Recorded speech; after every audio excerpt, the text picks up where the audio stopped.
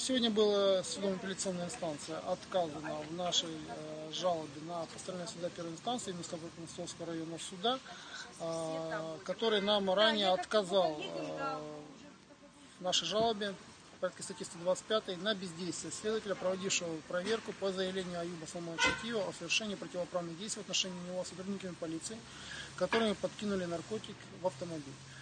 В данной ситуации наша аргументация, что проверка была проведена не в полном объеме, не была услышана.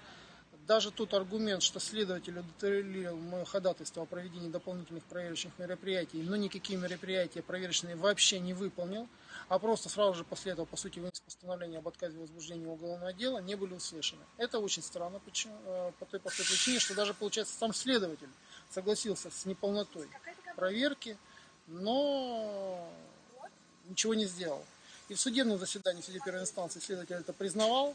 Суд первой инстанции, несмотря на это, вынес отрицательное решение. Апелляционные инстанции мы указывали на это. Апелляционная инстанция тоже почему-то сошла, что в этом никакого нарушения нет. Это очень странно по одной простой причине, что следователь, вынося постановление для моего ходатайства о проведении дополнительных проверочных мероприятий, согласился с тем, что проведение тех мероприятий, которые я просил провести, позволит провести проверку более полно и объективно. Получается, что без проведения этих мероприятий проверка была и не полной, и не объективной. Вот на это, наверное, будет достаточно. Все, кто в этом процессе, огромное благодарность за понимание.